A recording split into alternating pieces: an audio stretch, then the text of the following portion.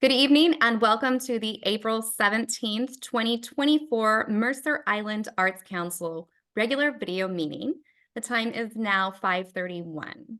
I'm Elizabeth Mitchell, Chair of the Arts Council. Tonight's Arts Council meeting is using video conferencing technology provided by Zoom.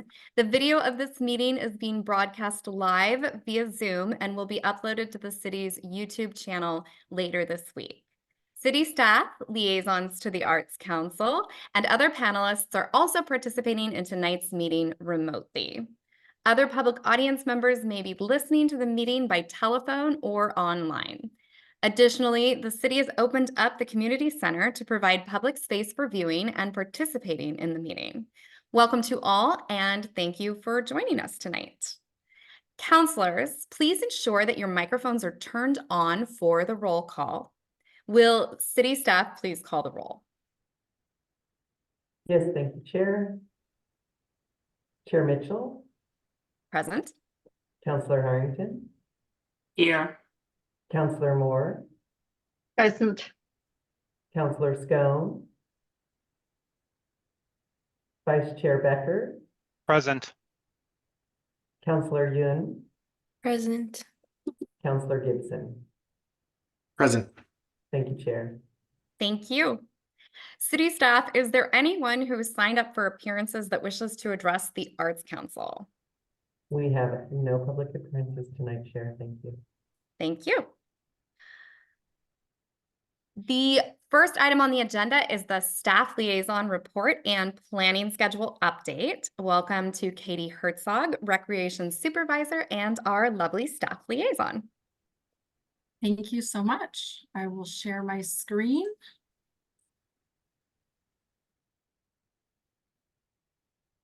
Okay, we'll get started. Hello and welcome to our April 17th City of Mercer Island Arts Council meeting. Tonight, we'll go over some of the past events and then future events that we have coming up for the department. Island Lanterns has now been taken down. We had a lot of community participation this year, and the lanterns were hung January through the end of March. So thank you to everyone who participated and decorated a really nice, fun lantern for some great winter decoration. And now we are quickly moving into our spring events. This Saturday, we are hosting the Leap for Green Earth Day event at the community center. It is from 10 to 2 p.m. We will have sustainability vendors, live entertainment, a petting zoo. Nancy Stewart will be on site to do a family sing-along. There will be a bubble workshop, and the Friends of Luther Burbank Park are hosting a bird walk.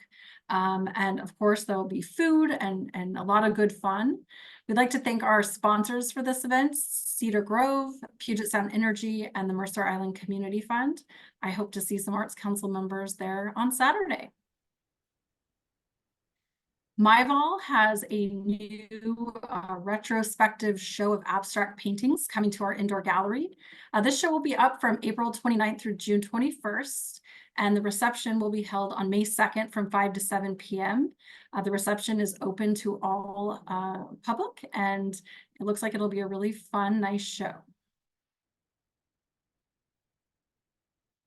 All right, so Pride and Juneteenth are also just right around the corner. These flyers are placeholders as our partners are working on this year's events to be, or this year's events and flyers to be released. But Pride in the Park will take place on June 15th, and Juneteenth will take place on June 19th. Both events in Mercer Park. These are events that occurred for the past couple of years, and we're really excited to work with our partners again to bring these to our community.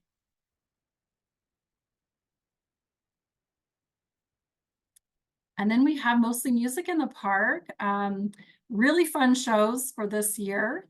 Thursday evenings, July 11th through August 1st, we'll be running 4 weeks of concerts at Mercerdale Park.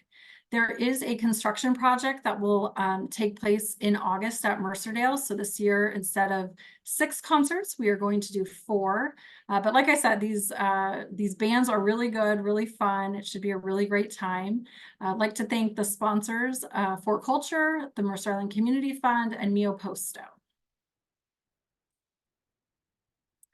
We are busy working on summer celebration, which will be on July 13th.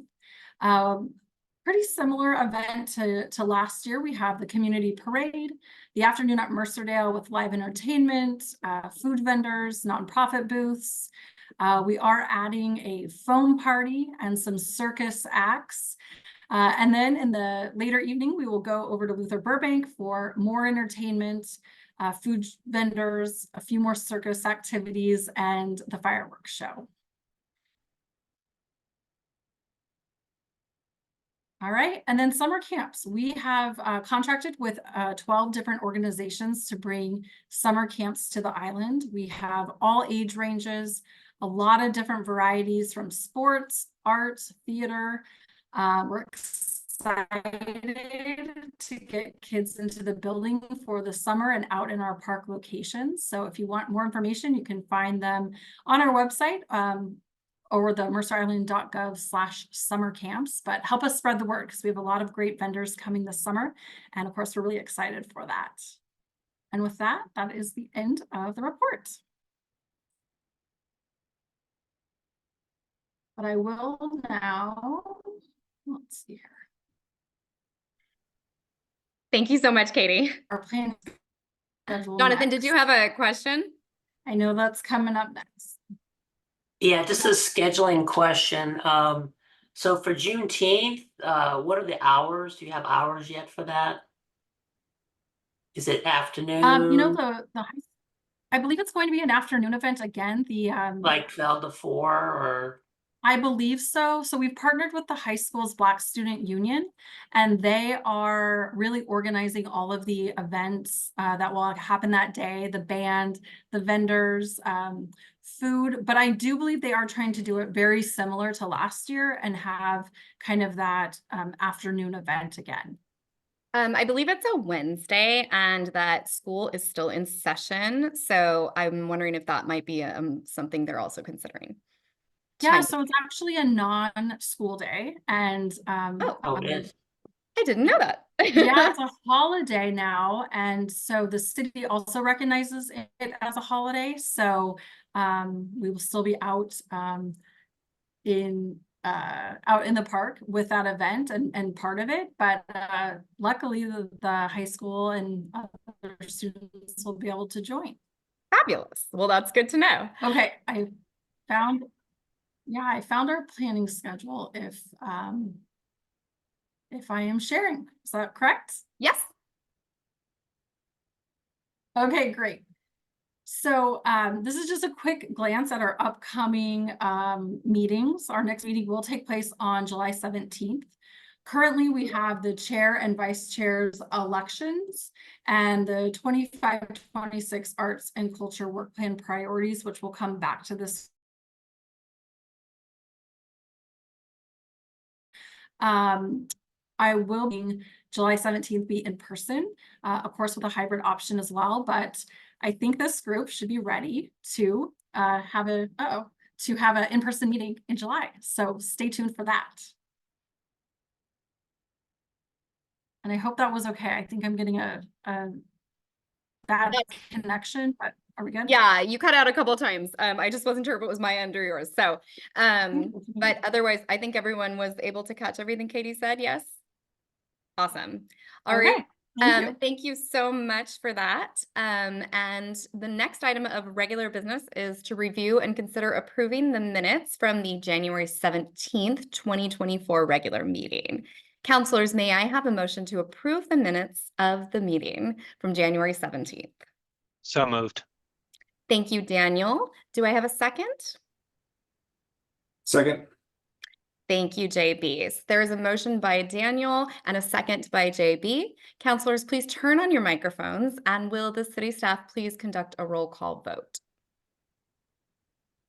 Thank you, Chair. Vice Chair Becker, Approve. Counselor Scone, Counselor Gibson, Approve. Chair Mitchell, Approve. Counselor Harrington, Approve. Counselor Yun, Approve. Counselor Moore. Approve. Thank you, Chair. Motion passes and the minutes are approved. The third item is 2024 Public Art Restoration. And for this, we welcome Sarah Bluvis, the CIP Project Manager. Okay, good evening, Arts Council. I'm excited to dig into a couple public art topics with you. So let me share my screen for this first one.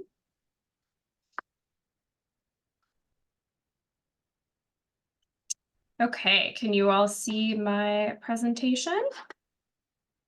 Perfect. Okay, well, this first topic is on a couple restorations for our public art collection. So here's our agenda. I'm going to give you a little bit of an overview of the 24 Public Art Maintenance Program, and then we'll dig into the restoration needs, and then I'll open it up for discussion and talk about next steps. And if anyone was interested in the image on the previous slide, that's a detail of Birds in Flight, which is one of the mosaics that we will talk about tonight. So I like to include this slide in every public art presentation, both for the benefit of new Arts Council members and for the public. You will, spoiler, see it in the next public art presentation as well. So for this conversation in particular, there's a few terms that hopefully you all are familiar with by now. The 1% fund. So when we talk about that, that means our revenue source for the works of art that are acquired for the public art collection. The Art in Public Places. This is the program funded by the 1% fund. And then we're also going to be talking about public art collection. Of course, that's the artwork that's owned by the city, and that includes works that are both commissioned or otherwise acquired by the city using city funds, as well as works donated to the collection. The two installations we're talking about tonight were acquired in two separate ways, one a commission and one a donation. So I wanted to point that out. And then finally, public art maintenance, which is generally our annual routine maintenance funded by the 1% fund, but we'll also be talking about some more robust restorations tonight. So a little more about public art maintenance. The establishing ordinance for the 1% fund, which is up there, MICC 44200. I believe it was also attached as an exhibit in case anyone is interested in brushing up on their municipal code. But this allows for the 1% fund to be used for the care and maintenance of the existing public art collection. So each year, $15,000 is appropriated from the fund specifically to support maintenance needs. And those annual needs generally include cleaning, waxing, sealing, sometimes repainting, weeding and other vegetation management, and installing new signage. And you can see an image here of Amber from Alloy Arts doing some public art maintenance in 2022 on Playful Pup, which is a sculpture installed in Aubrey Davis Park. So occasionally we do have more robust restoration needs, and often this work can be funded by that annual $15,000 appropriation. And we have undertaken a few restorations over the past few years using that annual appropriation.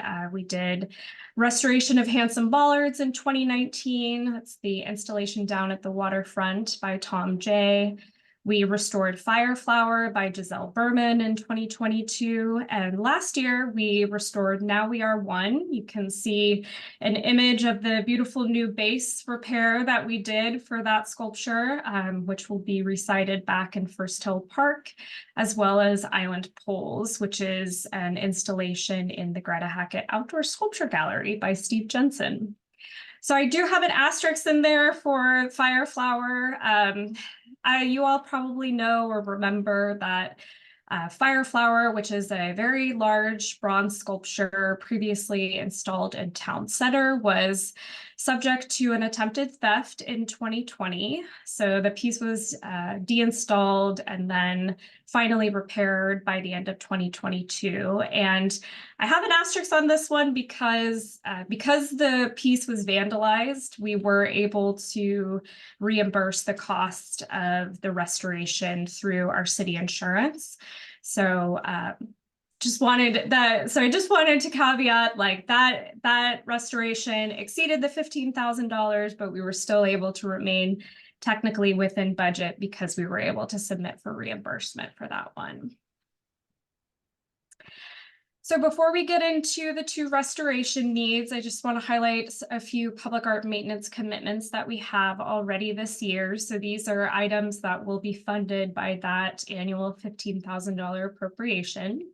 One is our annual public art maintenance contract, which we have already executed, and it covers 9 works plus on-call services this year, hoping to do some smaller, kind of more regular maintenance that we haven't done in the past. Usually we've only focused on kind of one big cleaning of a few works depending on a priority list that we maintain. So it'll be nice to do a little more regular maintenance throughout the year.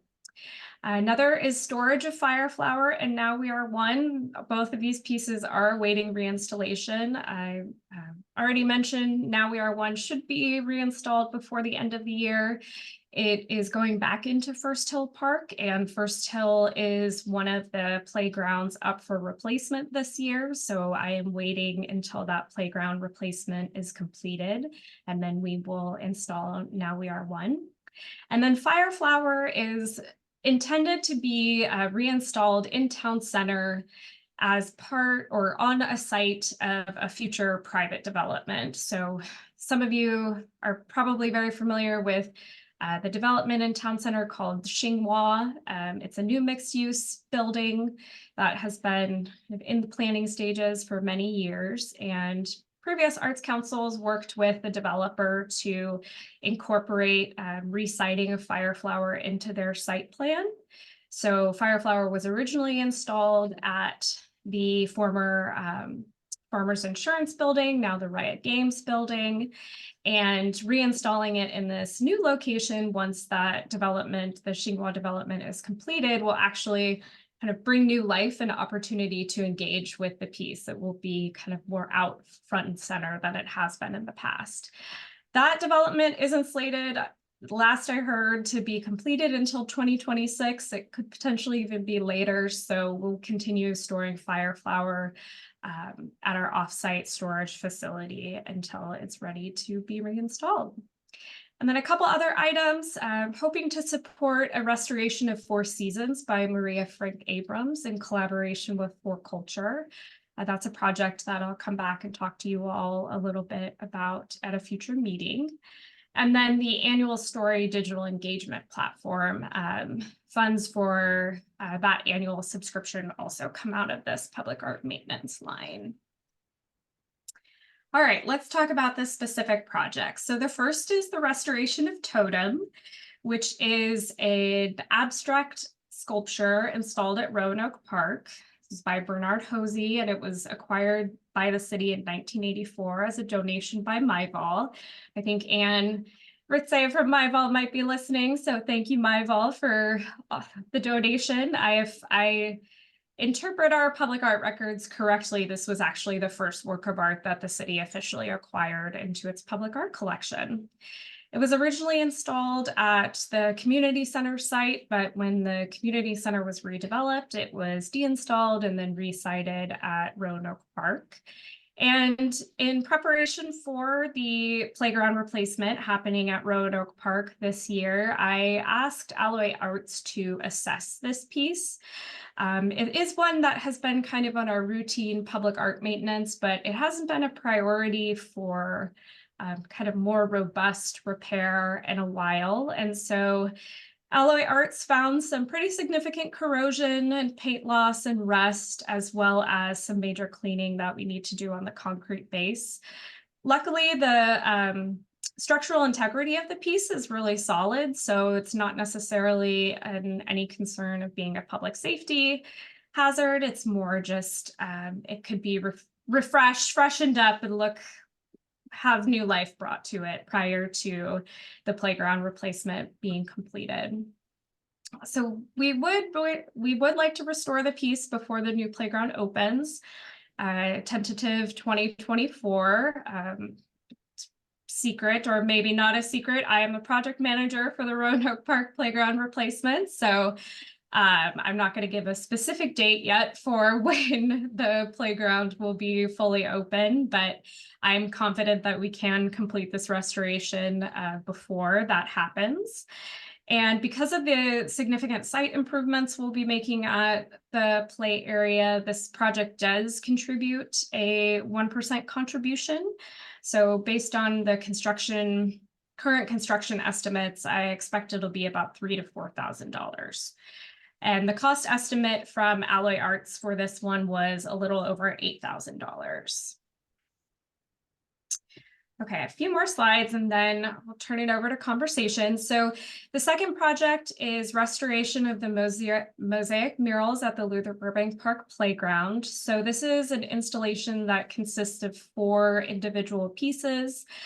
You can see 2 of the murals in this slide. This is the Flight of the Butterflies installation, which is installed in the play area. There's also Birds in Flight, which is the big mosaic installed on the concrete wall adjacent to the sport courts. And then there's also a mosaic border called Soaring installed within the play area as well. These pieces were created by Sandy Glass and Jose Arantes with Mercer Island students and other community members who volunteered their time to install the pieces. And they were originated as an Art in Public Places project through the Luther Burbank Park Playground replacement, which was completed in 2016. So as you saw in your agenda packet, the city, have been working with Sandy Glass in particular to monitor these pieces over the past few years. And we had intended to do some maintenance in 2019, 2020, but of course, like all good things, the pandemic thwarted those plans. So Sandy updated her proposal because unfortunately, within the time we had originally planned to do work, and now there has been some more damage to these pieces. In particular, probably some specific pieces on these 2 mosaic installations that appear to be intentional vandalism, although we have no way of knowing for sure, no eyewitness accounts or anything like that, as well as some damage to the big mural, Birds in Flight, which has been kind of dealing with some damage for a while based on the expansion joints and some issues with the concrete in the wall itself. So Sandy proposes to complete this work both on-site and off-site at her studio. And so this is actually a cool opportunity potentially to do some artists in action kind of work with signage or other ways to engage the community in the actual restoration process as it is happening, if that is something that the Arts Council may be interested in. And the estimated cost for this restoration is $9,859. So I want to talk a little bit about the 1% fund status, because as I mentioned, we already have several commitments from that annual public art maintenance appropriation of $15,000 happening this year, and these 2 projects taken together total more than our annual public art appropriation for maintenance. They're a little less than $18,000 together. So hence why I'm here asking for your recommendation for an additional appropriation request. The current fund balance is a little over $195,000. The completed and anticipated appropriations this year include that public art maintenance, $15,000, and then little over $89,000 to complete the Mercer Island Medallions project. So as a reminder, I think everyone's very familiar with the Medallions project. We were here last fall to get your endorsement of that artwork.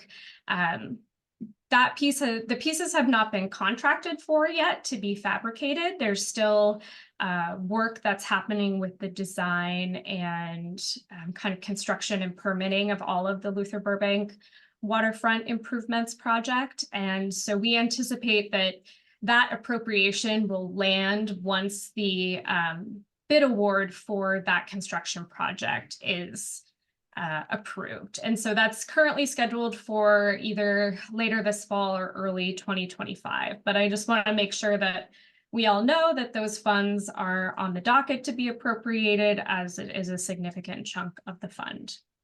So setting those appropriations aside, we have about $91,000 left over for appropriation. And Rosemary had reached out with some great questions, especially related to like anticipated contributions, maybe known projects. And I realized after I responded that while I don't have firm commitments for projects starting in 2025 and beyond, we do know several contributions that will be coming from the 2024 CIP. So I've listed them here. That's the Luther Burbank Park Waterfront Improvements Project, the playground replacements at Roanoke Park and First Hill, the trail safety improvements at Aubrey Davis Park, the sports courts renovation or pickleball project here at Luther Burbank Park, and then various streets improvement projects. So with just those parks projects taken, and again, we won't know the final contribution amount until construction is completed on each of these projects.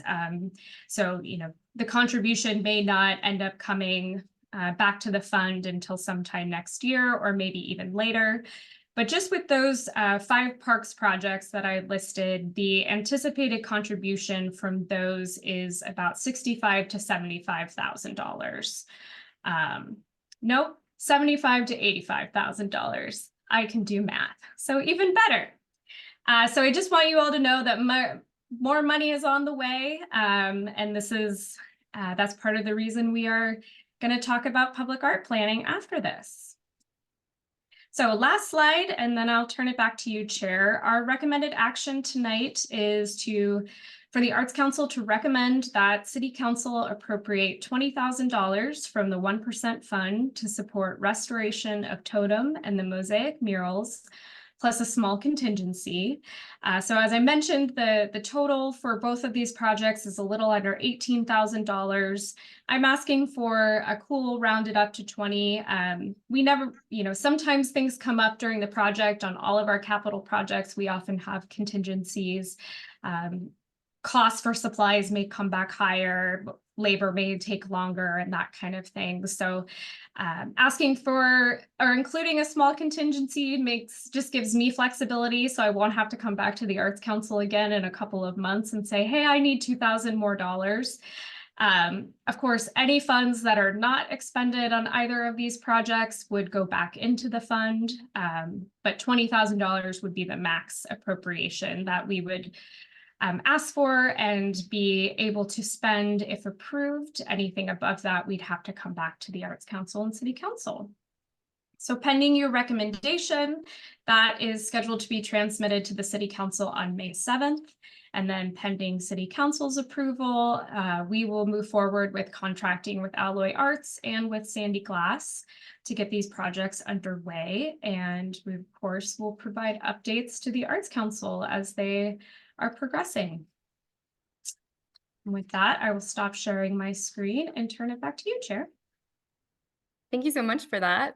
I would like to open up to any comments, questions, or concerns from the Arts Council. Yes, Daniel. So I have a few questions. I'll start with one. If nobody has any questions, I can go through other ones. But the first one is on the $15,000 that's appropriated annually. Is that like, I don't think we've done that that doesn't go through the Arts Council. Is that just part of the standard City Council, like citywide appropriations? Yeah, it's included in the annual or the biennial budget process every year. Got it. At exactly $15,000, and it's just the same every year. Same every year. Yep. Okay. Should I keep going with questions until? Why don't I go ahead and take JB's question and Sound then loop back around if you have another one, Daniel. Okay. Yes, Councilor Gibson, go ahead. Thank you. So the way I'm reading this is we already have the 15 committed. We're asking for additional 20, which gets us up to 35 for the year. I think I saw that just in a typical planning process, we're anticipating roughly $20,000 a year of contributions. My question is this really a sustainable maintenance spending based on how much inflows we're expecting? Because I also understand that the larger inflows that we get from some of the larger projects also incorporate new arts projects that use those funds. So I just want to kind of understand what's normal and what can we anticipate in the future in terms of preserving our funding. Yeah, those are great questions. So I'll take kind of the first piece about contributions. The $20,000 is a very conservative estimate, and it really depends, on the projects that are not only planned for the CIP, but actually completed. So for instance, and I believe I included this number in the agenda packet materials, our 2023 contributions were a little over $30,000. And that included both parks projects, which there were only a couple, and then streets projects. Our streets projects are pretty consistent. They are a big funder of the 1% fund. I don't work super closely with our streets projects, so I'm hesitant to kind of give hard numbers right now in terms of projects happening in 2024, but there are several projects that will be completed this year. So, and in subsequent years, we're actually in the capital planning process right now, the very, very beginning of it. And I anticipate that kind of 20 to 25,000 annual contribution will be pretty healthy and may even exceed that several years just based on, anticipated projects coming up in the next 6-year CIP.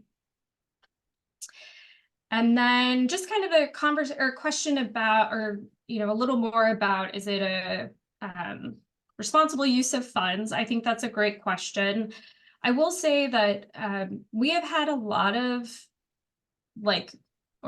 we had a lot of kind of major repair needs come up over the last few years. And I think that was in part due to the pandemic. So, less kind of monitoring out in the field by myself and other staff since we were pulled in other directions.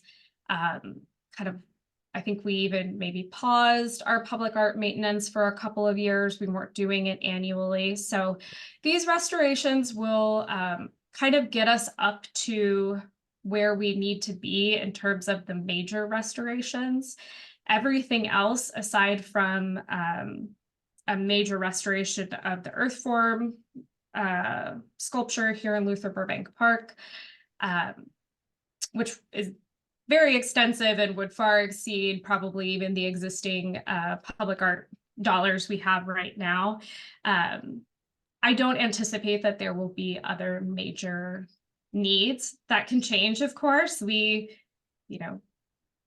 Fireflower was part of an attempted theft, and then a bronze sculpture, not one that we own, but one that was on exhibit in the Greta Hackett Outdoor Sculpture Gallery, was successfully stolen. So, there's things that we just can't necessarily anticipate, but I do think based on where we're at with the general care of the collection, these are kind of the last couple of pieces that we really need to finish to kind of get everybody back up to a good standard. Great, thank you, Sarah. Vice Chair Becker, you had another question or comment? Yeah, so I know that with the medallions, we spend a lot of time talking about like how to install something that isn't going to be vandalized and isn't going to need repair.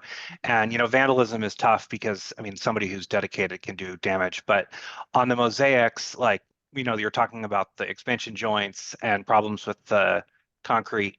Mm-hmm. And I'm just curious, like, is that something that is going to be expected to happen? 6 years from now, we're going to be repairing that again, or is there anything that can be done, to make sure that this doesn't keep happening? Yeah, so with the expansion joint specifically, there is some kind of repair to the concrete wall that will be completed as part of the restoration in order to kind of mitigate that issue. And I think per kind of the artist who is a mosaic artist by trade, has worked on this for a really long time. There are new technologies that have come out now to kind of help preserve these types of artworks that were not available almost 10 years ago. We're also talking with the artists and our parks operations team about work we can do within the play area to protect those murals or those mosaics. So one of the mosaics in particular in the Flight of the Butterflies installation kind of looks like someone took a rock or something and removed the poor little girl's head. So we want to avoid anything like that happening in the future. So there's potential that we could install like a plastic covering over the murals so you can't necessarily get at the artwork itself. And methods like that are being developed in consultation with our parks operations team, because we do have a sort of second standard of rules that we have to follow for playgrounds specifically. The other just general thing I can say too about collection care and longevity is really thinking about that in the planning process. And I anticipate that's something we can kind of address as part of the work plan, public art work plan process. You know, was it the best idea to install tile mosaics in a playground area? Maybe, maybe not. We're not here to determine that. We're here to, you know, care for and maintain the collection. But going forward, those are the types of things that as we, you know, commission new works of art, we do want to be cognizant of. And yeah. Okay. Yeah, I just want to see that the money's going to like commissioning new works of art. I think we all would rather have more art rather than just having it going to repair, to doing repair. My last related question to that was that there's a few line items in the exhibit for the mosaic repair that were things that the city should be doing. Most of them are minor, like cleaning. There's also a section about like turf and pavers that I don't think would be probably included in the standard budget. Does that mean we're not? Is that included? Is that not included in the 20,000? So that would not be included in the 20,000, and it is not something that I would anticipate would be funded by the 1% fund. Those are kind of general operations things that determining the best route forward with the parks team about what we should. But actually the murals were just cleaned, or the play area was cleaned yesterday and today. So that happens regularly as well. Okay. Those are all my questions. Thank you. Those were all really insightful and helpful questions, and very informative for me as well. And it would be really nice to give that girl her head back. So are there any other questions or comments at this point? Yes, Counselor Gibson. One quick question, just on the proposals that we received for the repairs, are those both lump sum or time and material proposals? They're lump sum, so we do not anticipate that the amounts will exceed either of those, but I think just kind of depending on unforeseen issues is where the contingency comes in. Got it. Thank you. Well, if there are no additional questions or comments, then counselors, may I have a motion to recommend the City Council appropriate $20,000 from the 1% for Art in Public Places Fund to support restoration of Totem and the Luther Burbank Park mosaic murals.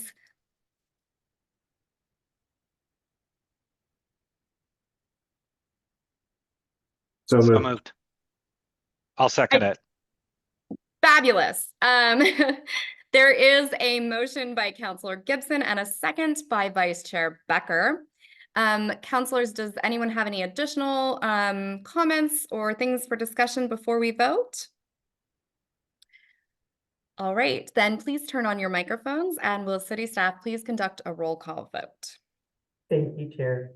Counselor Harrington, Approve. Counselor Moore, Approve.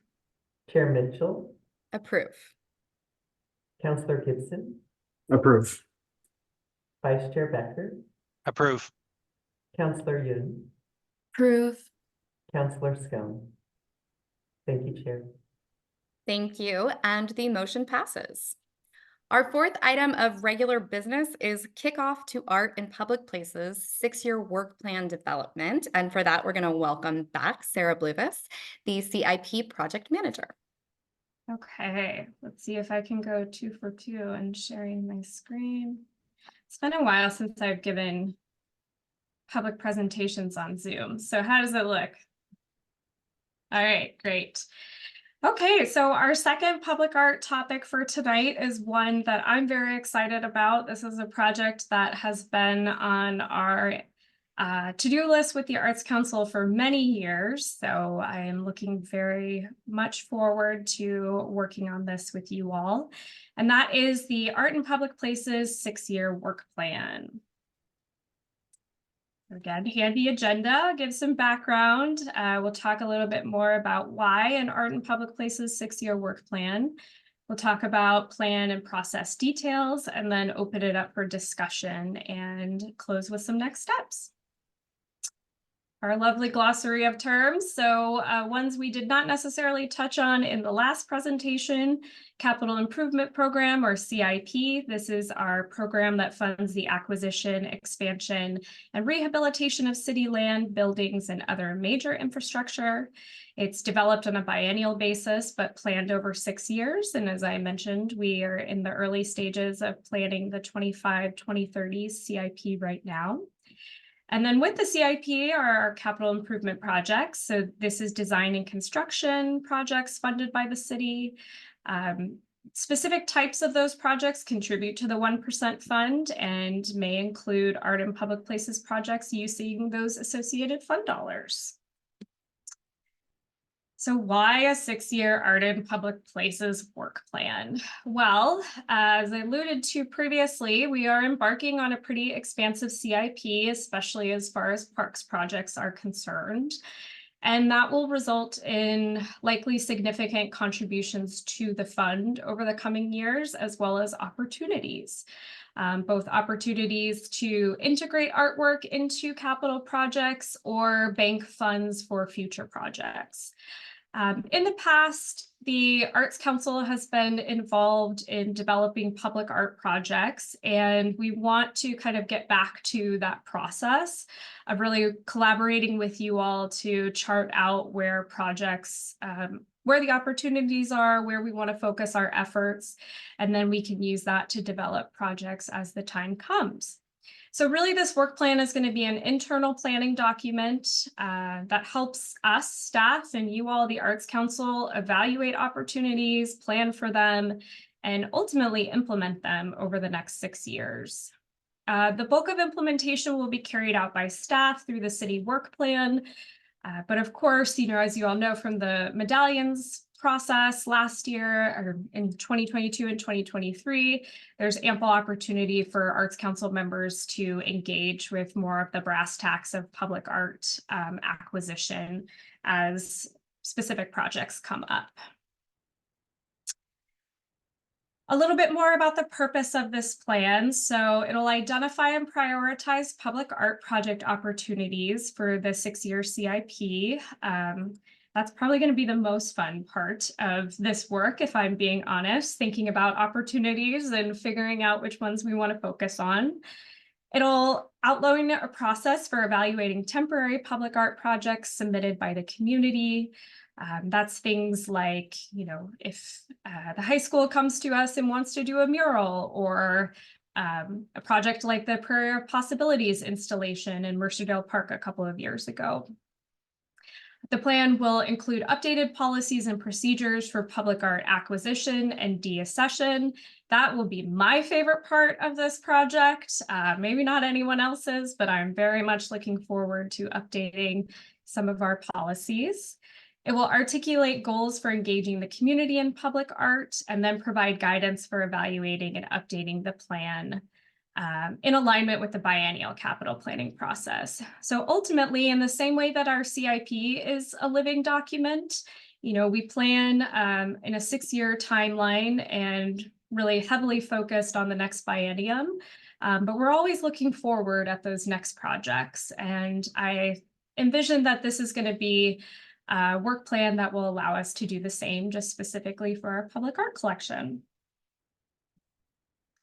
So I hate to lead with the negative, but I do feel it's prudent to say what this work plan will not be, just in part because many of you are probably familiar with public art programs in the region, in the state. A lot of communities have public art master plans.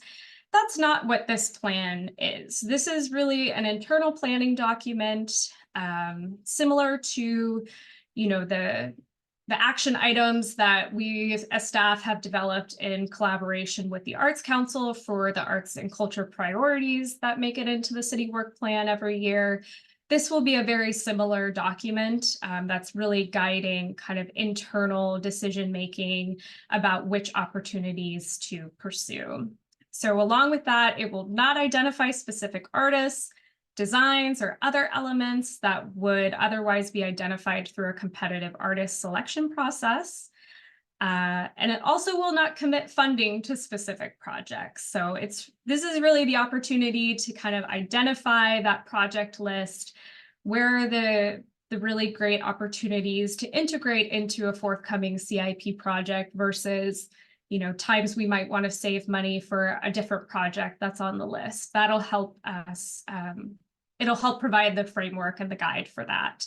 And then any funding appropriations, similar to how you all just recommended that City Council appropriate funds for some restoration, we will go through the same kind of required appropriation process anytime we are ready to move forward with the project. Okay, so let's talk a little bit more about the sections of this work plan. So the way I see it, there's kind of 6 specific components to this work plan. Project opportunities, so that really fun one that's going to look at, what's happening in the CIP, what's identified at the PROS plan and other park master plans in terms of public art. What are ideas that the Arts Council and other community members have come up with in recent years or want to kind of put out there now for consideration? What are temporary public art projects and how do we deal with those? Again, that's, something like the Prairie of Possibilities exhibit, but then also something like Island Lanterns, which is a temporary public art project as well. And the ultimate deliverable for project opportunities will be a prioritized project opportunity matrix. Going into policy needs, my favorite category, we'll look at acquisition, deaccession, and donation. We currently have policies on the books for all of these, but most of them are pretty dated. And there's also been other policy work that's been happening within the Recreation Division in particular, in terms of donation policies and that kind of stuff. So we want to make sure that our policies for public art are aligning with other policies that have been updated in the city. Getting back to temporary public art project ideas, as those projects come forward, it would be helpful to have kind of a framework for how we want to evaluate them rather than just thinking about them as piecemeal or one-off projects. So 2 major deliverables that'll come out of the policy piece will be the updated guidelines for acquisition and deaccession, and then our collective goals for community art projects. Collection care, we just spent a lot of time talking about public art maintenance, and we want to make sure that we are continuing to adequately document our maintenance as well as our public art records in general. We as staff have done a lot of work over the past several years to digitize our public art records, kind of in the process of potentially making some information available to the community because there's a lot of really great stuff in there. And so I think formalizing and kind of documenting that work and looking ahead each year about what our public art and collection care program looks like will be part of this piece. Then interpretation and engagement. So that is kind of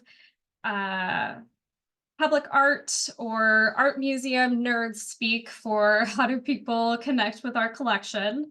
Currently, we do that through signage, through digital platforms like Story, and also by collecting community input, both about what types of projects we should consider and actual community input in projects themselves. So like with Mercer Island medallions this summer, we got a lot of great community engagement, community feedback about what they wanted to see in that artwork, and it ultimately informed the bulk of the artwork that was created. So one deliverable for this section that we'll work on with the Arts Council is just the goals for that kind of community engagement. How do you want to connect the community in the art making process from the very beginning all the way through to completed artwork, and how will it kind of live on in the public realm and engaging the community?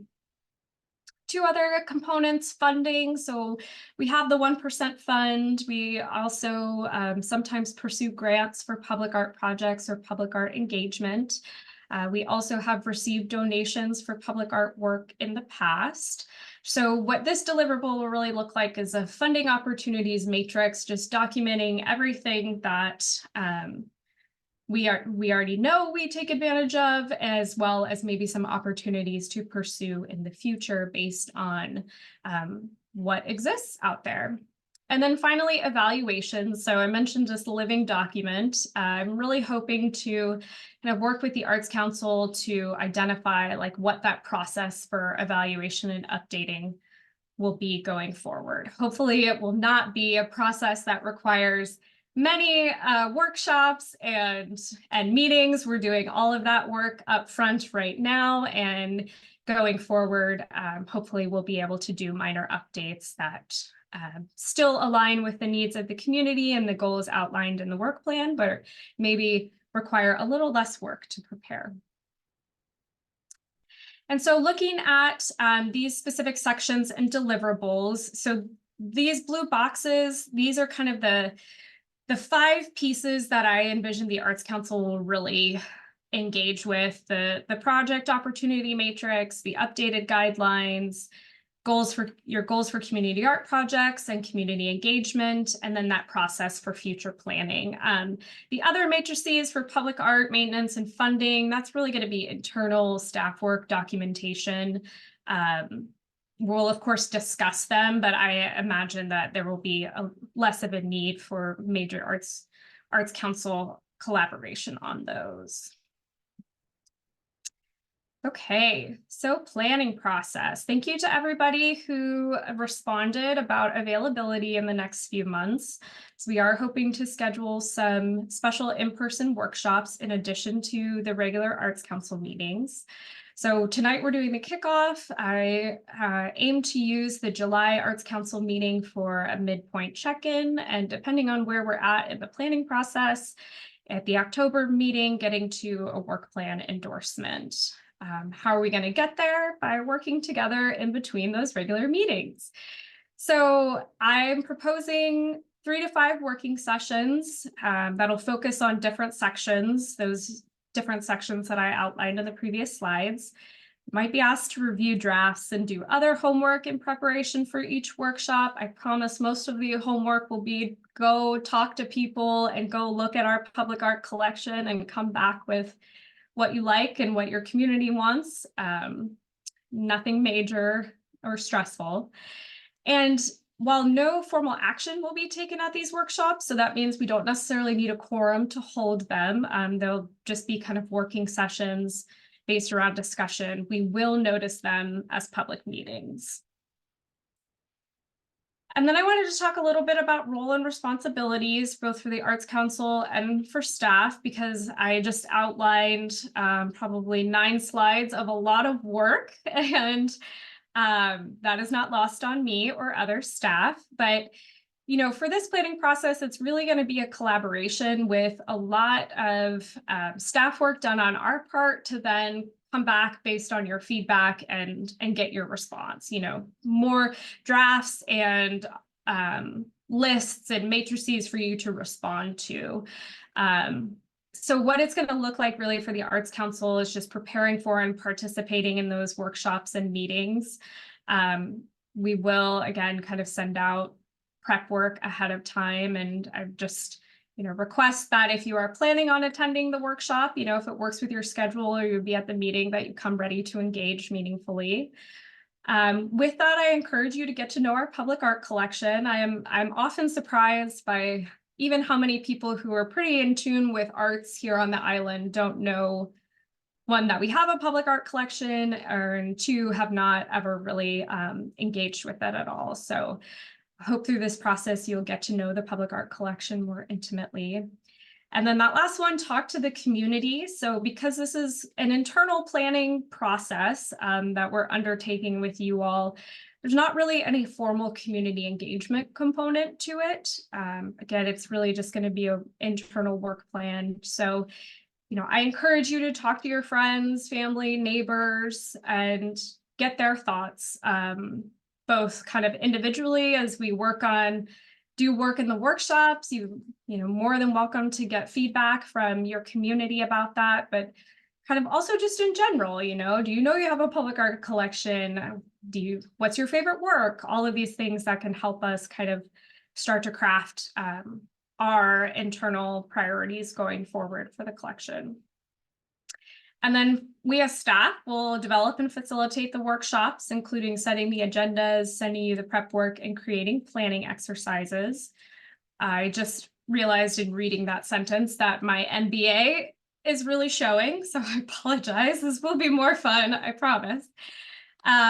We'll use your feedback to draft the plan sections and deliverables. Again, so my hope is to kind of come with actual drafts every workshop or every meeting for you all to start as a starting point for review and comment, knowing that we could, deviate from that agenda if needed.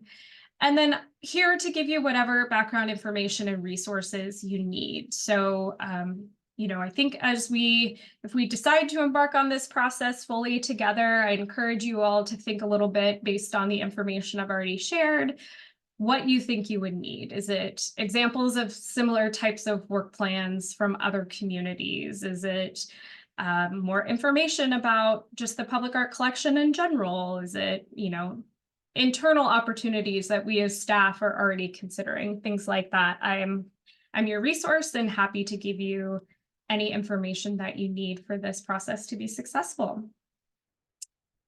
So I'm going to stop there and then we'll talk about next steps, but I did want to open it up for discussion. There were a couple questions in the agenda packet, mostly about logistics, but we don't have to go through those. I'm happy to answer any questions or take any feedback about the process that was outlined. Great. Thank you so much, Sarah. Are there any questions about this process or any comments from any Arts Council members? Yes, Vice Chair Becker. I'll just throw a question out. So there used to be on the site, or I think there still is a comprehensive arts and culture plan that was created years ago. Is this intended to replace that plan, or is this somehow different? So this is different. I would really think about this as like the internal work plan for public art. So the comprehensive arts and culture plan has goals and priorities related to public art.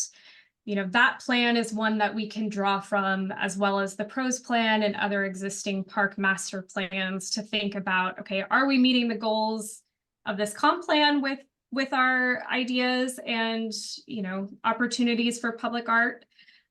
That's really going to be the connection, as opposed to fully replacing that arts and culture plan. Okay. And then I guess I'll just also say, so you said to get to know the public art collection is the best place to go to Story, or there's like found a link on the site that shows like a story map that has 64 pieces in the city. Is that the collection? Yes. So yeah, we have our public art story map online. We also have Story, spelled with QR.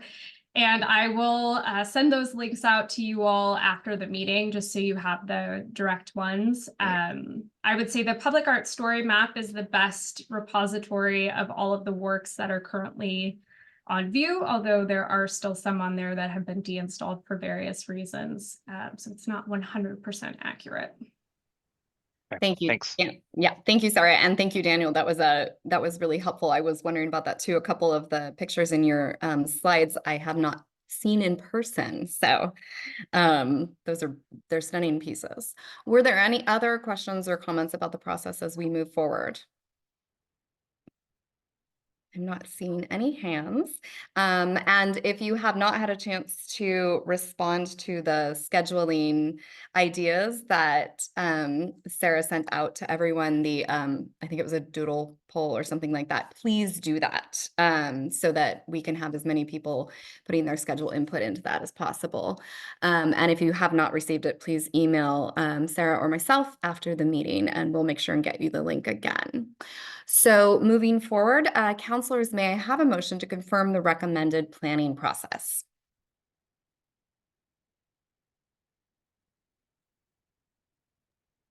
So moved. Thank you, Counselor Gibson. Is there a second? Second. Thank you, Counselor Harrington. You've been quiet this evening. So there is a motion by Counselor Gibson and a second by Counselor Harrington. Does anyone have any additional comments for discussion before we vote? Okay, counselors, please turn on your microphones and will city staff please conduct a roll call vote? Thank you, Chair. Counselor Gibson, Approved. Chair Mitchell, Approve. Counselor Yun, Approve. Counselor Harrington, Approve. Counselor Moore, Approve. Vice Chair Becker, Approve. Counselor Scone. Thank you, Chair. Thank you. The motion passes. I would just like to say thank you again to Sarah for the amazing preparation that she put into this and the presentations. I think that they were so thorough that we didn't have a lot of questions. So I look forward to working with you more in the future with this process. So thank you again. Great. Thank you all and have a good rest of your evening. You too. Our fifth item of regular business is the 2025-2026 Arts Council and Culture Work Plan priorities. And for that, we're going to welcome back Katie Herzog, our Recreation Supervisor and Staff Liaison. Thank you. I will share my screen. All right. I have a very quick presentation on our Arts and Culture Work Plan priorities for 2025 and 2026. I'll start by giving just a real brief background. The Arts and Culture Work Plan priorities are developed to inform the staff work plan and the arts and culture initiatives for each biennium. The priorities are developed by staff and we use guidance from the PROS plan, the Arts and Culture Comprehensive Plan, and community input. And we're hopeful that priorities always reflect the Arts Council goals. So tonight we are seeking input and discussion from the Arts Council on these proposed priorities. We're not necessarily looking to wordsmith these perfectly tonight. We're more looking for just discussion and input on if these priorities really do match what you guys want to see moving forward. And of course, that they relate back to the Arts Council goals. The fourth item on here of completing 3 major city arts and culture projects. Daniel Becker did bring up the comprehensive arts and culture plan. I just want to note that it is on this priorities list. It was also on our 23-24 priorities list. You may remember a meeting or so ago, we did bring forward that the CPD department of the city was not able to complete that this year. And so we are carrying that one forward to 25-26. So just want to note that since we did bring it up this evening. We'll go back to this first priority. So our proposed priorities are to facilitate and promote the comprehensive and engaging arts and culture experiences. That was pulled directly from our PROS Plan Goal 6. We want to encourage and support community engagement through collaboration and partnerships to grow high quality arts and culture programs. also derived from the PROS plan and Goal 7. We want to incorporate principles of environmental sustainability and into the arts and culture practices, and then complete those 3 projects. The comprehensive arts and culture plan update. We want to complete the public art de-accession policy and complete the public art acquisition and memorial art acceptance policy. So I have some questions to maybe get conversations started, but I'm going to skip that really quickly just to go over the next steps, and then we can go back. If, after discussion tonight, if we need to revise any of these priorities, we will return in July with further review and looking for an endorsement. We will then take the endorsed priorities and return in October with the obtainable objectives and outcomes. So we will actually then show you how we're going to accomplish these priorities within our work plan. And then the priorities and objectives do get included into our 25-26 Recreation Division work plan and budget proposal, which gets reviewed and reviewed by City Council. So those are the steps going forward. I would love to go back to some questions to maybe prompt our discussion. So do these priorities align with guiding documents and community input received over this current biennium? Do these priorities remain relevant today and in alignment with the Arts Council goals? And do you think these priorities address community need for arts and culture opportunities and experiences? I can leave this up. I can go back to the priorities page, or I'm happy to stop sharing if there are questions or you guys just want to have some discussion. Maybe I'll stop sharing and see what happens. Yes, Counselor Harrington. So this list is supposedly building off the 23-24 arts and culture work plan. Is that correct?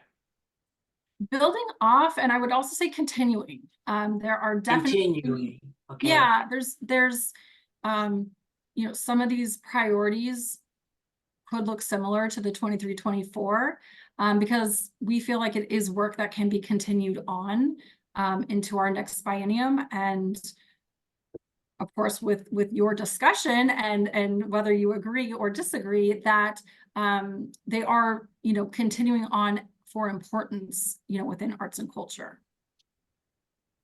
So Jonathan. priority 2 under 23-24, there were 4 points. One was 2.4, which welcome arts and culture work that promotes sustainability, equity, diversity, and inclusion. And I'm wondering how the equity, diversity, and inclusion are expressed in your new bullet points, or is there a way to be more specific or clear about the importance of those points in the 25-26 plan? Yeah, so I would love for that discussion to happen among the Arts Council of if that should be a priority that is added, or if you see that being one of the objectives underneath one of these priorities. Either way, we will take the Arts Council's recommendation. So that is a good starting point of, does that need to stand on its own as a priority, or would that be an objective that would go under, perhaps that second priority of the engagement through collaboration and partnerships? Does that fit as an objective? And just merely an example of where it could fit. But again, a discussion could be had to add it as a standalone priority. From my perspective, it feels like they're really broad terms that can encompass a lot of things. And I think that that is very purposeful wording. And so I appreciate that the goals for the share can be expanded upon within each of those priorities. So I think that if that is something that is desirable for the whole council to add the things that Councilor Harrington stated, then it seems to me that we would want to maybe pull those back up and see where that would fit. under those priorities. Would that be, could we pull that slide back up? Mhm. Thank you.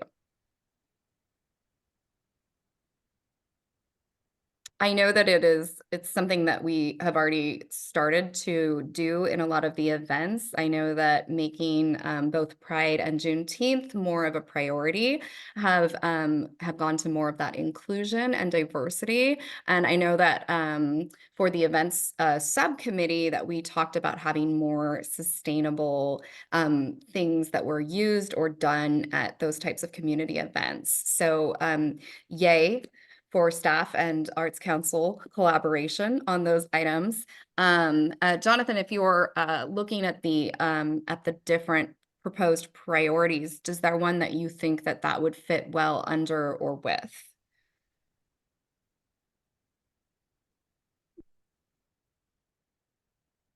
You know, diversity, inclusion, especially and equity, all have very specific meanings to the community, to different communities on the island. And so I think it's important to include those specific words in some fashion, because it would be meaningful to many people in this community. Absolutely. On the third, In some fashion, maybe it doesn't have to be a completely separate bullet point, but to have those words in some fashion in the list for next year. absolutely. It looks like we already do have the sustainability listed under item number 3, which is why I wanted to pull these back up. They're also comprehensive and engaging arts and culture could also include diverse, comprehensive, diverse, and engaging. That could be a place that we could put that one in. And then the other one you said, so diversity. Equity, inclusion, and diversity. Those 3 words. Oh, okay. I thought sustainability was one of the words. So It is. So in this new 25-26, it talks about environmental sustainability, but actually sustainability is a broader concept than just talking about environmentally friendly activities. So so that's a meaningful word to, a large minority of people on the island. That's a good point. Yeah. Are you saying, for example, as we were talking about the restoration of the public arts pieces, that you're looking at sustainability within those types of things? No, well, that'd be part of it, but it's not just sustainability of a budget or a work of art. It's sustainability in terms of creating community where people are connected and engaged, and different diverse parts of the community are, have a say, and that they are also, connecting in ways that help to achieve other goals, which include, for instance, a carbon reduction.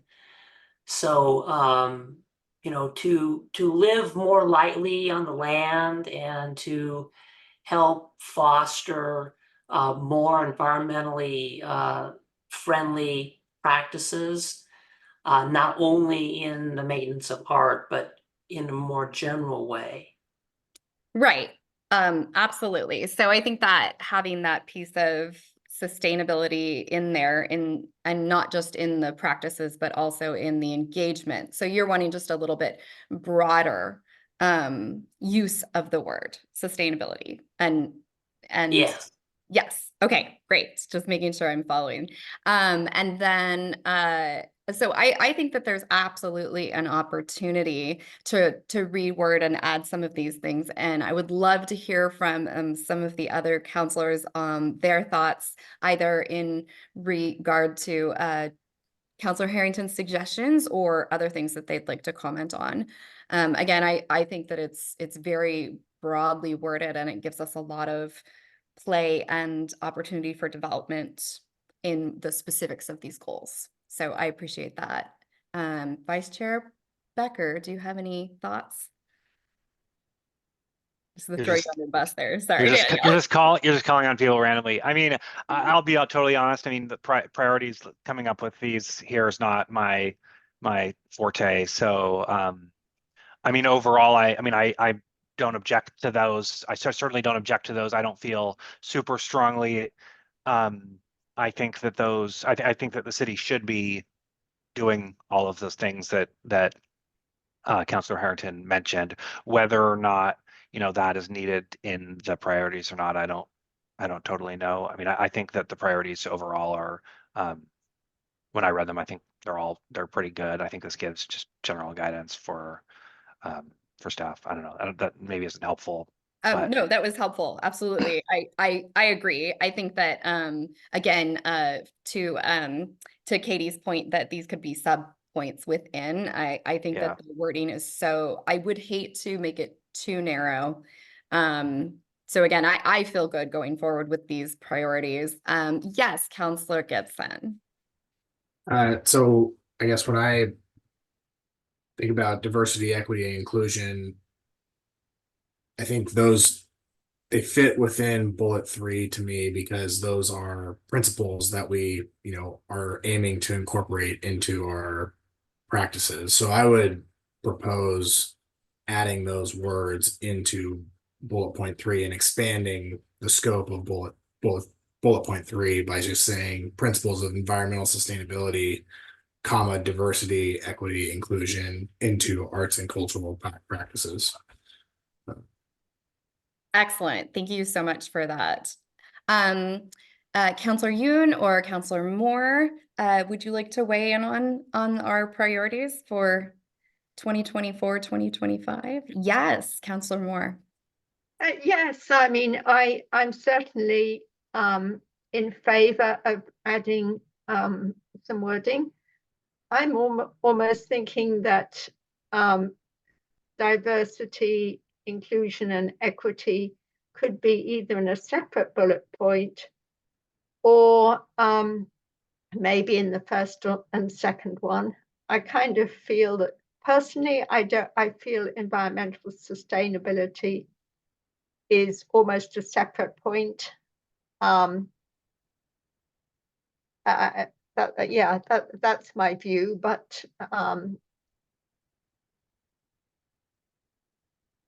possibly the first or second, add those wording into the first or second points. I think that's an excellent suggestion to separate out those goals or even make a separate one. Yes, Counselor Yoon.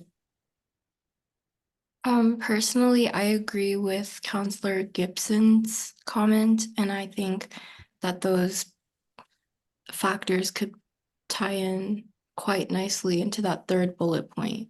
And I think that's yes. Excellent. Thank you. Thank you all so much for weighing in and your conversation about it. I think Katie, did you have additional things that you wanted to open up for discussion? Or is this something that we wanted to go ahead and bring back for the July meeting to vote on? Yeah, so maybe with what I'm hearing, we would take these wording and perhaps incorporate it into bullet point number 3 if that seems to be the consensus tonight. And then in July, when we come back, we would revise these, have that addition, and then see if you are ready to endorse them. So tonight, just, kind of these 3 questions for the 4 bullet points previously, just making sure that you do feel that they align with our guiding documents. They're still relevant, right? Like I mentioned, some of these are continuing from 23-24. So are they still relevant? And then are they addressing our community needs for arts and culture opportunities? And I do just want to make the distinction that this is specific to arts and culture. So while the city, for example, has a climate action plan that partially maybe fits in with arts and culture, that would be a sub bullet or one of the objectives that come back under environmental sustainability for example, but we are trying to hone in on the arts and culture work plan, which is more specific than citywide. Wonderful, thank you. I mean, again, I think that this has a great statement of priority. I think that it incorporates what we're trying to do by both using the arts to promote community engagement, and those cultural experiences and partnerships, and how we're providing that. So I'm absolutely on board with the proposed priorities. I have no problem with adding wordage that includes those things. Could I do not an official, but just sort of like a show of thumbs up, thumbs down? Does everyone agree with what is the proposed priorities just in general? Are we all feeling that those are good? Thumbs up, thumbs down, I don't care, sideways thumb. I'm happy with those priorities for us, whether they get reworded or not. Jonathan, were you good with that? I didn't see your thumb. Great, wonderful, sorry. You're going to include those 3 words, though, right, somewhere? Yeah, we'll come back. Equity, inclusion. Right. Yes, that's I just want to in make sure that everyone does agree with the priorities that have been put forward in as related to arts and culture. And I do. Again, we've had a lot of discussion. Sorry. My dogs won't be in the background at the live meeting. We've had a lot of discussion about art, visual arts. And of course, my passion and focus is more on the, dance and music and theater.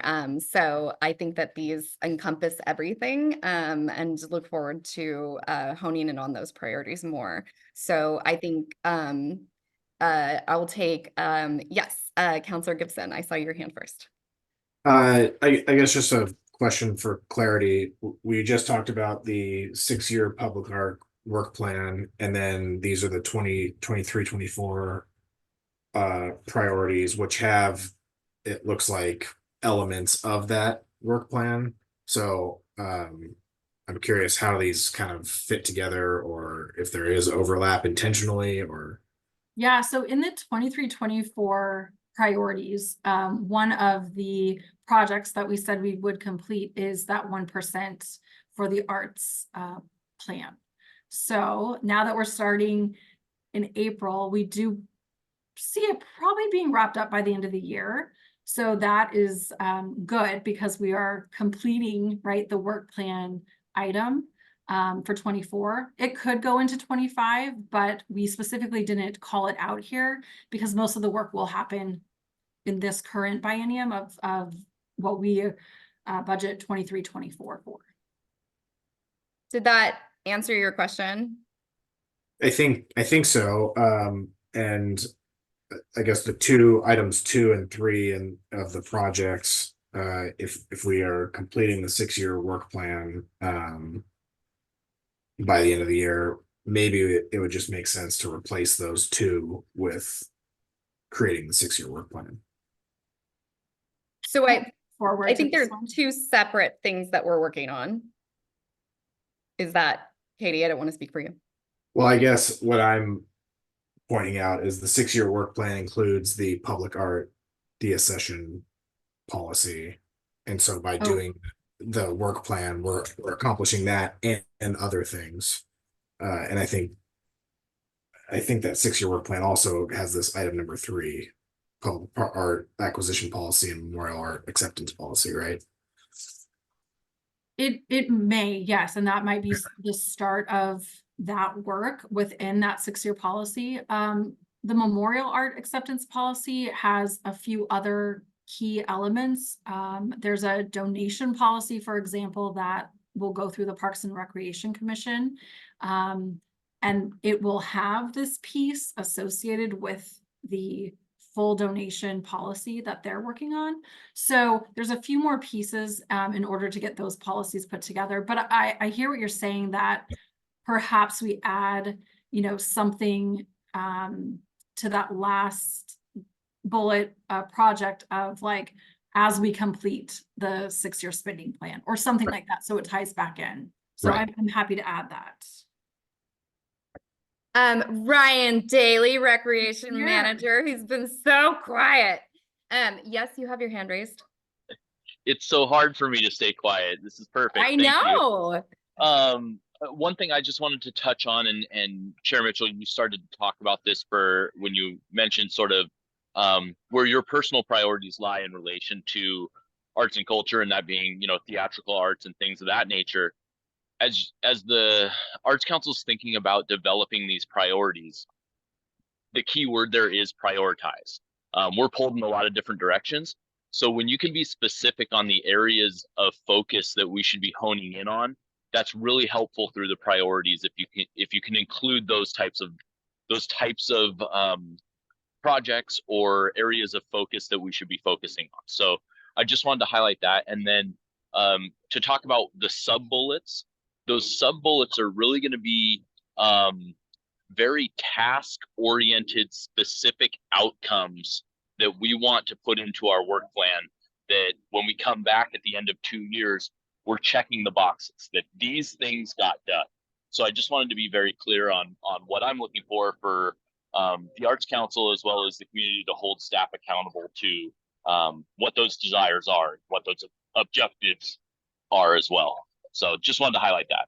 Thank you, Ryan. I appreciate that. So would you recommend, for instance, if, say, we added the words both visual and performing arts, something along those lines to be more specific?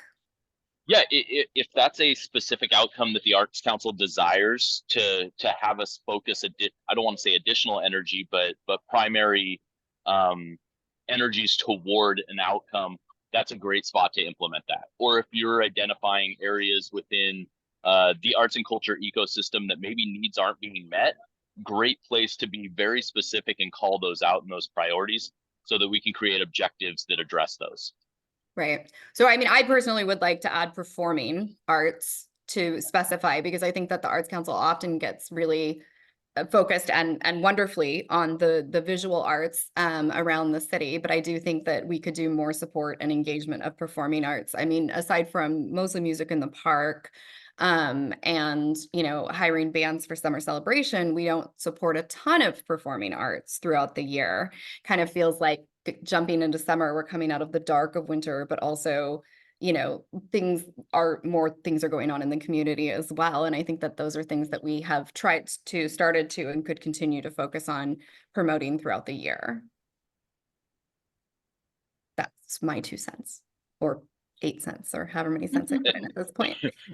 And if I could just add on to that, Chair, as well, obviously the city works with a very limited budget at times, and we have to decide where we're going to prioritize those resources. And thinking about costs are escalating across the board for all sorts of activities and things like that. Sometimes we have to make some tough decisions on where we want to prioritize those funds, and so that specificity really helps us there. Absolutely. In justification of what's offered.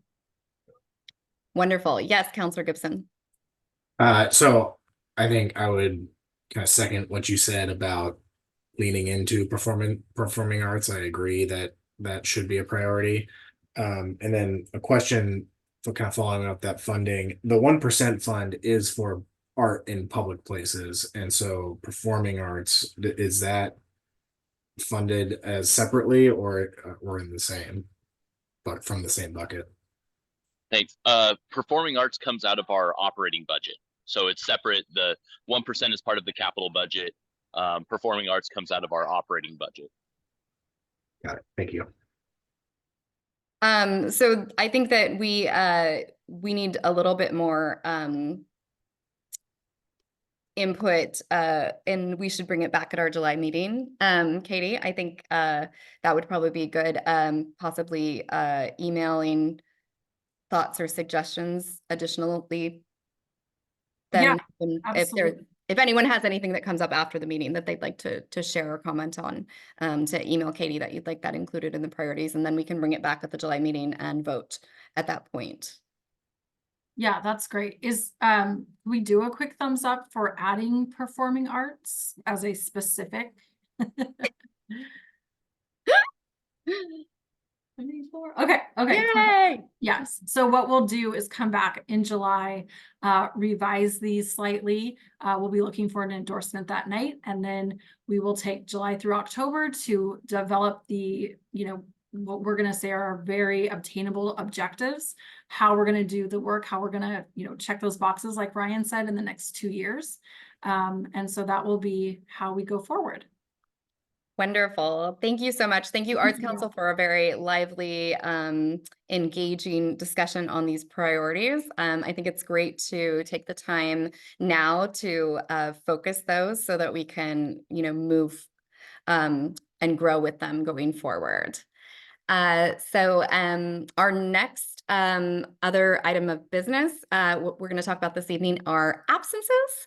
So I would just like to ask the counselors if anyone has a planned absence for our meeting scheduled on July 17th, 2024, that they would like to report this evening. We do recognize that it is summer and busy and people travel. We are planning to have that meeting in person at this point in time, but there would be the option of joining remotely. So if you were on vacation or something and needed to Zoom in. Are there any known absences at this time? So you're all going to be there. Fabulous. Okay. Wonderful. If you do foresee that you're going to miss a meeting, if you can let us know as soon as possible. Unfortunately, we had so many cancellations at our last summer meeting that we ended up having to cancel the whole meeting. Or so many absences we had to cancel. Are there any other, for the good of the order, thoughts, questions, concerns? I thought this was a really fruitful and successful meeting tonight. I even got to see Ted's kitty cat. So, that made me happy. No. All right. Thank you so much, Arts Council. There's no other business to come before the Arts Council. The time is now 7:02 p.m. and the meeting is adjourned. As a reminder, please stay seated until city staff has terminated the Zoom broadcast. Good evening to everyone, and thank you for joining us.